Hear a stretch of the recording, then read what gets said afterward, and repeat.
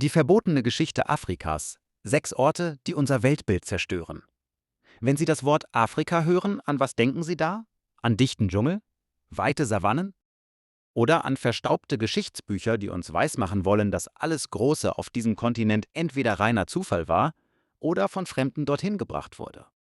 Was aber, wenn ich Ihnen erzähle, dass ein Volk ohne Eisen, ohne Rad und ohne Schrift exakt 29.000 gewaltige Steine mit einer derartigen Präzision aufstellte, dass selbst moderne Satellitentechniker ehrfürchtig erstarren? Wie war es möglich, dass Baumeister gigantische Tempelanlagen von oben nach unten aus dem massiven Fels meißelten, in dem Wissen, dass ein einziger Fehlschlag nicht etwa eine Korrektur, sondern die totale Zerstörung ihres Lebenswerkes bedeutete? Und was ist mit jenen gigantischen Mauern, die doppelt so lang wie die chinesische Mauer waren, nur um innerhalb von 72 Stunden spurlos aus den Annalen der Geschichte getilgt zu werden? Ganz zu schweigen von jenem mysteriösen Mann in einer verborgenen Bergstadt, dem es seit Jahrhunderten verboten ist, die Straße zu betreten. Seine einzige Lebensaufgabe: einen Gegenstand zu bewachen, der Legende nach jeden zu Asche verbrennt, der sich ihm ungebeten nähert. Afrika verbirgt weit mehr als nur verwitterte Ruinen. Dieser Kontinent hütet den ultimativen Beweis dafür, dass die Geschichte der Menschheit völlig falsch geschrieben wurde. Weder am richtigen Ort noch von den richtigen Leuten. Heute reisen wir gemeinsam an 6 Orte, die in keinem Lehrplan dieser Welt existieren. Und wenn dieses Video endet, wird Ihnen nur noch eine einzige Frage im Kopf brennen. Warum? Kapitel 1: Das Wüstenrätsel von Nabta Playa. Unsere Reise beginnt an einem Ort, der älter ist als nahezu alles, was die akademische Welt als antik definiert. Wir befinden uns in der südlichen Sahara, im heutigen Ägypten, nahe der Grenze zum Sudan.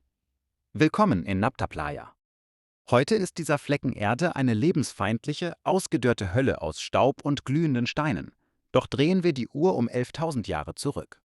Damals spiegelte sich hier ein gewaltiger See im Sonnenlicht, und an seinen Ufern siedelten Menschen. Menschen, die nicht nur überlebten, sondern Monumentales erschufen. Im Jahr 1974 stieß der amerikanische Anthropoleg Fred Wentorf auf massive Steinplatten, die wie knöcherne Finger aus dem Wüstensand ragten. Jahrelang tat die Wissenschaft dies als natürliche Gesteinsformation ab.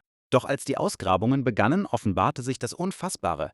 Die Platten waren in einem makellosen Kreis von exakt 4 Metern Durchmesser angeordnet, auf die Minute genau ausgerichtet auf die Sommersonnenwende. Verstehen Sie die Tragweite? Dieses Observatorium ist 5000 Jahre älter als Stonehenge. Es überragt das Alter der ägyptischen Pyramiden um gewaltige 6000 Jahre. Dennoch suchen Sie Nabta Playa in den Astronomielehrbüchern vergeblich. Dort brüsten sich stets die Griechen oder Babylonier mit der Erfindung der Sternenkunde. Doch hier, mitten im Nirgendwo, verstand jemand die Mechanik des Himmels Jahrtausende, bevor die Griechen das Wort Astronomie überhaupt formten. Doch das ist erst der Anfang. Tief unter dem Sand entdeckte man bis zu 30 Tonnen schwere Megalithen, die absichtlich senkrecht im Boden versenkt wurden. Warum? Sie bilden unsichtbare Linien, die wie ein kosmischer Pfeil auf die 3 Gürtelsterne des Orion zeigen. Ein Prinzip, das wir später exakt so in den Schächten der Cheops-Pyramide wiederfinden. Ein Zufall? Kaum. Vor etwa 9000 Jahren schlug das Klima der Sahara um. Die Seen verdunsteten, fruchtbares Weideland zerfiel zu Staub. Das Volk von Nabta Playa löste sich innerhalb von nur 1 bis 2 Generationen in Luft auf. Wohin verschwanden sie? Führende Forscher deuten mit dem Finger zielstrebig nilabwärts. Genau dorthin, wo Jahrhunderte später das alte Ägypten wie aus dem Nichts erblühte. Die Konstrukteure der weltweit ersten Sternwarte waren höchstwahrscheinlich exakt dieselben Vordenker, die später die Pyramiden in den Himmel wachsen ließen. Aber das ist eine Geschichte für einen anderen Tag. Fakt ist, die afrikanische Astronomie nahm nicht in Ägypten ihren Anfang. Sie wurde hier geboren an einem Ort, der auf modernen Schulatlanten konsequent totgeschwiegen wird.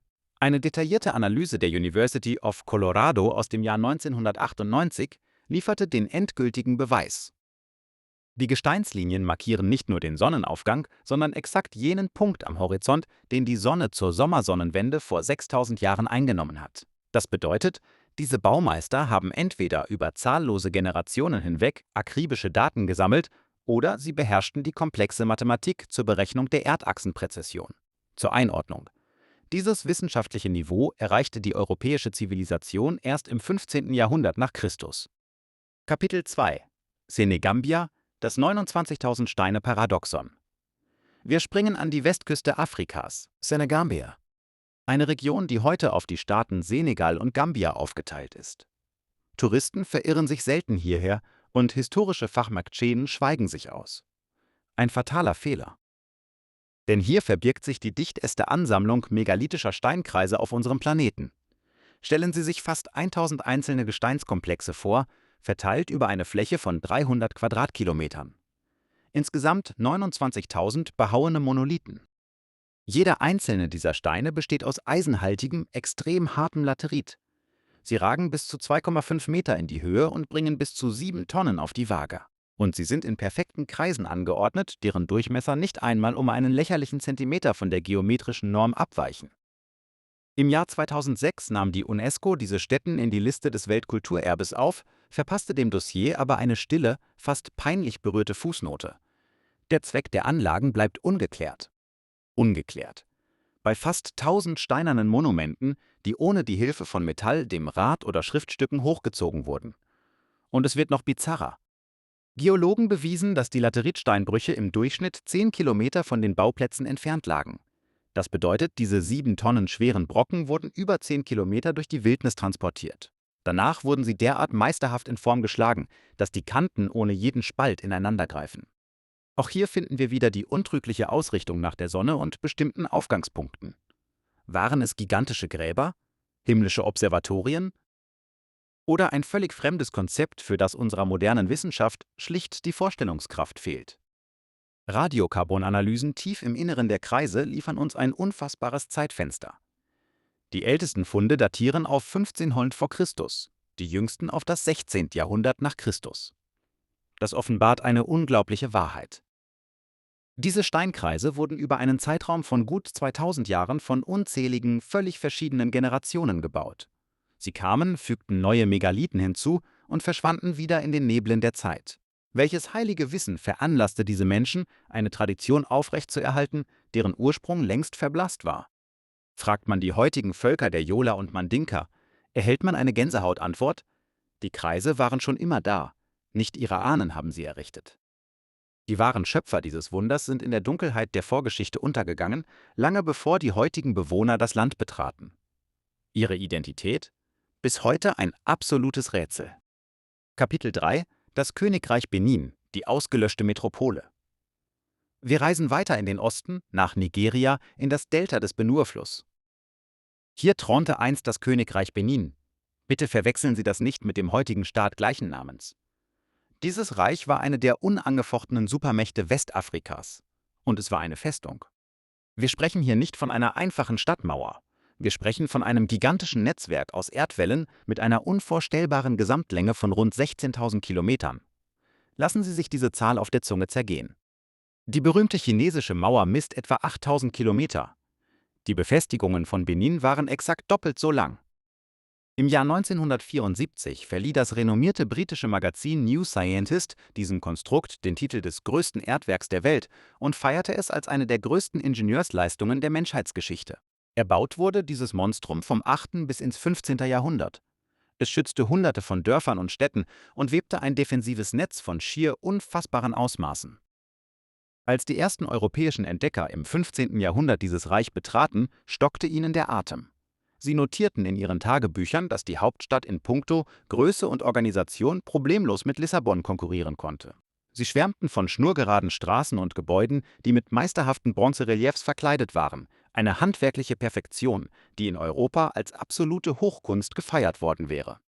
Der portugiesische Seefahrer Lourenço Pinto schrieb im Jahr 1691 wortwörtlich in seine Aufzeichnungen: Die Stadt ist groß. Sie sieht aus wie Lissabon. Suchen Sie diese gigantische Stadt im Geschichtsunterricht? Sie werden nichts finden. Kein einziges Wort. Warum? Weil im Februar 1897 eine britische Strafexpedition unter dem Befehl von Admiral Harry Rosen in das Herz von Benin eindrang. Der Vorwand? Die Ermordung einiger britischer Offiziere, die das Reich unangekündigt während einer streng verbotenen religiösen Phase betreten hatten. Was dann folgte, ging als brutale Vergeltungsaktion in die Akten ein. Admiral Rosen ließ die gesamte Stadt in Schutt und Asche legen. Die prachtvollen Bronzereliefs, mehr als 1000 unschätzbar wertvolle Artefakte, wurden systematisch geplündert und nach London verschifft. Große Teile der gewaltigen Mauer riss man gnadenlos ein, den Rest überließ man dem alles verschlingenden Dschungel. Es dauerte exakt 72 Stunden, um eine tausendjährige Zivilisation spurlos von der Landkarte zu radieren. Die geraubten Bronzen von Benin zieren noch heute die Vitrinen des British Museum. Seit über 100 Jahren fordert Nigeria sein kulturelles Erbe zurück. Doch das Museum blockt ab. Währenddessen verrotten die letzten Überreste der gigantischen Wale im Regenwald. Keine Touristenschilder, keine Einträge in Hochglanzreiseführern, nur der stumme Dschungel. Zwar kündigte Frankreich im Jahr 2021 medienwirksam die Rückgabe seiner gestohlenen Benin-Artefakte an. Doch Frankreich ist nicht Großbritannien. Das British Museum hortet noch immer über 900 dieser Schätze und versteckt sich feige hinter einem britischen Gesetz, das die Herausgabe von Exponaten aus Nationalmuseen kategorisch verbietet.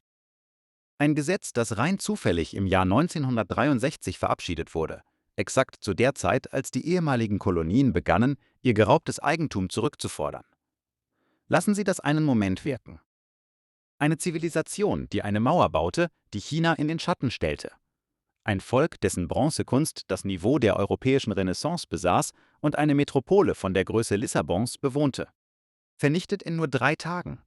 Und ihr Erbe bleibt gefangen, gesichert durch die Gesetze derer, die sie vernichtet haben. Kapitel 4 Groß-Imbab. Das Echo der Zensur. Tief im Süden Afrikas, im modernen Simbab, ragen steinerne Ruinen in den Himmel, die die Geschichtsschreibung mehr als ein Jahrhundert lang zur Verzweiflung trieben. Groß-Imbab. Der Startschuss für diesen 800 Hektar großen Baukomplex fiel im 11. Jahrhundert und über Hunderte von Jahren wuchs er zu einer architektonischen Machtdemonstration heran. Die Hauptmauer des Komplexes ist 11 Meter hoch und an der Basis 5 Meter dick. Aber das wahre Wunder ist, es gibt hier kein Grammörtel. Nicht das geringste Bindemittel hält diese Anlage zusammen. Es ist pure, berechnete Perfektion. Die Granitblöcke wurden mit einer derart präzisen Krümmung und Kalkulation geschichtet, dass sich dieses gewaltige Bauwerk einzig und allein durch sein eigenes Gewicht und seine brillante Geometrie aufrecht hält.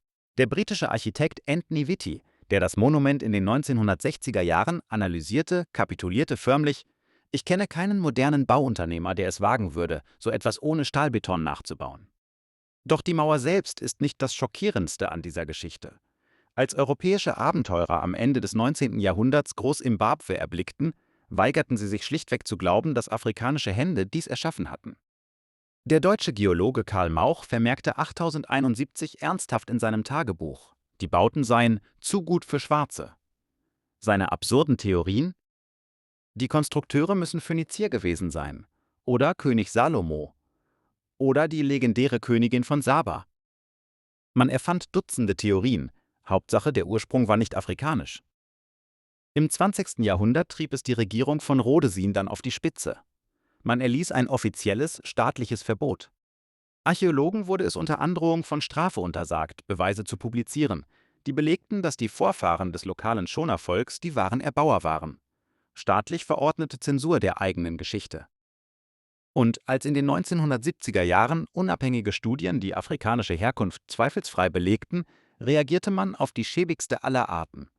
Man strich kurzerhand sämtliche Gelder für weitere Ausgrabungen, um den Skandal unter den Teppich zu kehren. Heute ist Groß-Imbabwe ein UNESCO-Weltkulturerbe und hat stolz einem ganzen Land seinen Namen geliehen. Trotzdem ziehen die ägyptischen Pyramiden ein Vielfaches an Touristen an. Die Frage bleibt an beiden Orten die gleiche. Wie haben sie das bloß gebaut? Doch hier in Simbabwe lautet die unbequeme, leise Antwort: Die Einheimischen waren es. Man spricht es nur bis heute ungern laut aus. Kapitel 5 Lalibela, die unerbittliche Architektur. Wir schreiben das 12. Jahrhundert. Äthiopien. Ein König namens Lalibela empfängt, so berichtet es die Legende, von einem Engel den göttlichen Befehl, ein neues Jerusalem zu erschaffen. Aber er sollte es nicht einfach auf einer Wiese errichten. Er sollte es von oben nach unten aus dem blanken vulkanischen Gestein herausschneiden. 12 Jahre harte, unvorstellbare Arbeit. Das Resultat?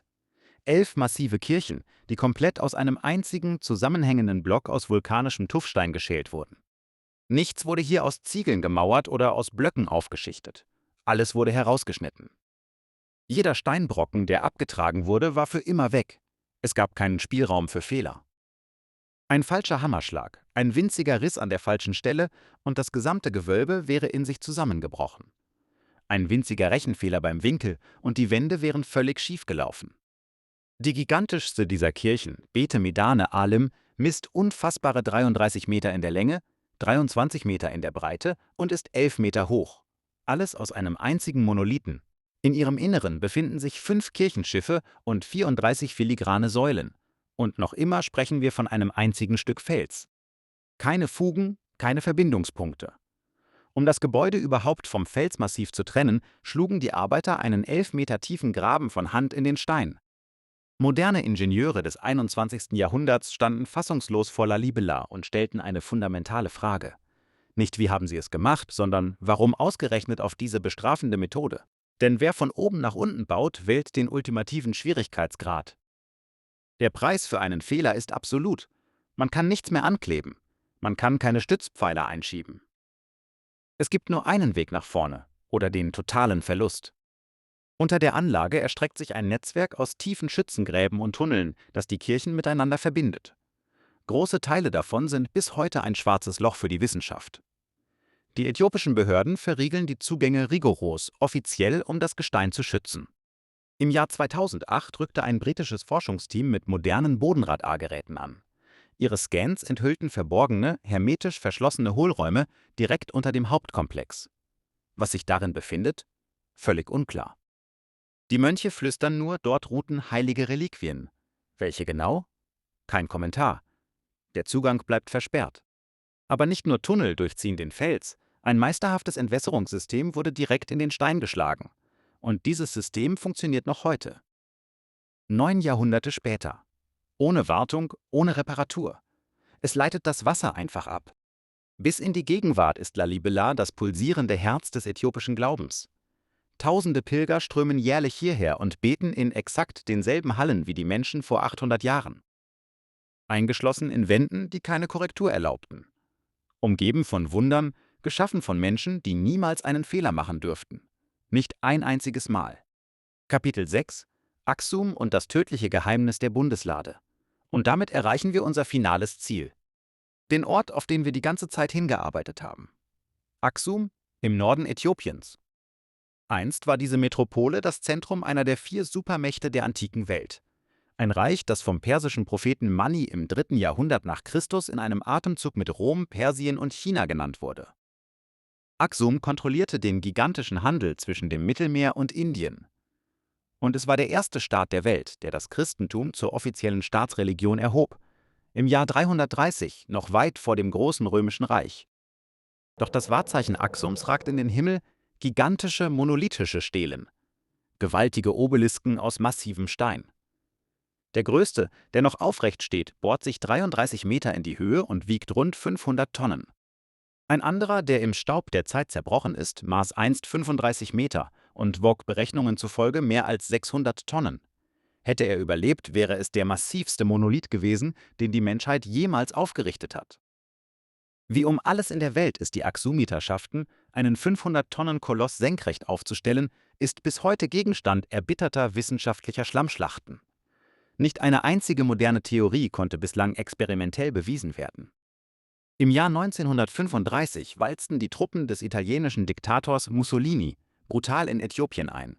Sie stahlen eine der bedeutendsten Stelen, 24 Meter hoch, 160 Tonnen schwer. Sie zersägten das Monument kaltblütig in 3 Teile, karten es nach Rom und stellten es wie eine Trophäe vor dem Ministerium für Kolonien auf. Fast 70 Jahre lang blieb die Stele dort. Schon seit 1947 kämpfte Äthiopien um die Rückgabe. Italien versprach es, zögerte es heraus, versprach es wieder. Erst 2008, sage und schreibe 73 Jahre nach dem Raub, kehrte der Obelisk zurück in seine Heimat. Doch als es daran ging, das Monument wieder zusammenzusetzen und aufzustellen, blamierten wir uns bis auf die Knochen. Niemand verstand, wie die alten Baumeister das damals bewerkstelligt hatten. Man musste ein internationales Eliteteam aus Ingenieuren einfliegen, die monströsesten modernen Kräne ankarren und den Hebevorgang über 6 Monate hinweg akribisch planen. Die Aksumiter machten exakt das Gleiche im 4. Jahrhundert nach Christus, mit einer Technologie, die wir bis heute nicht entschlüsseln können. Doch es sind nicht die gigantischen Steine, die Aksum zu einem Ort jenseits unseres Verstandes machen. Mitten im Zentrum der Stadt ruht eine winzige, unscheinbare Kapelle, die Kapelle der Schrifttafeln. Der Zutritt? strengstens verboten. Für jeden. Keine Touristen, keine Forscher, keine Regierungsbeamten. Nicht einmal der höchste äthiopische Patriarch darf einen Fuß über diese Schwelle setzen. Bewacht wird diese Kapelle von einem einzigen, einsamen Mann. Man nennt ihn den Hüter der Bundeslade. Er wird von den Mönchen auf Lebenszeit gewählt. In dem Moment, in dem er diese heilige Bürde annimmt, leistet er einen grausamen Eid. Er darf das winzige Gelände der Kapelle niemals wieder verlassen, bis zu dem Tag, an dem er stirbt. Die äthiopisch-orthodoxe Kirche vertritt eine Behauptung, die das Fundament der Weltreligionen erschüttert. Im Inneren dieser Kapelle ruht die echte, originale Bundeslade. Jener mythische Kasten aus Akazienholz und purem Gold, der die Steintafeln mit den 10 Geboten birgt. Laut der Bibel verschwand die Lade aus dem Tempel Salomos in Jerusalem. Die äthiopische Überlieferung jedoch besagt, dass Menelik I., der Sohn von König Salomo und der Königin von Saba, die Lade bereits im 10. Jahrhundert vor Christus außer Landes schmuggelte. Seitdem ist sie hier. Im Jahr 2009 ließ der äthiopische Patriarch Abuna Paulos eine Bombe platzen. Er verkündete der internationalen Presse, er sei nun bereit, die Bundeslade der Weltöffentlichkeit zu präsentieren. Die Nachricht löste ein globales Erdbeben aus. Doch nur wenige Tage später zog der Patriarch sein Statement abrupt und völlig ohne jede Erklärung wieder zurück. Seitdem hüllt sich die Kirche in absolutes Schweigen. Israelische Archäologen, britische Historiker, amerikanische Enthüllungsjournalisten, Dutzende haben verzweifelt versucht, wenigstens eine neutrale Inspektion zu erwirken. Die Antwort ist immer ein eiskaltes Nein. Der Hüter erlaubt es nicht. Der Hüter spricht nicht. Der Hüter verbringt sein Leben in der Dunkelheit dieser Kapelle und wird sie erst im Leichensack verlassen. Der letzte namentlich bekannte Hüter verstarb im Jahr 2013. Der Name seines Nachfolgers wurde nie publiziert. Die Kapelle steht unbeweglich dort, die Tür bleibt fest verriegelt und irgendwo im Schatten da drinnen verbirgt sich entweder die größte religiöse Reliquie der Menschheitsgeschichte oder das größte Geheimnis, das eine Nation derart fanatisch beschützt, dass selbst der Versuch einer Untersuchung einen globalen diplomatischen Krieg auslösen würde.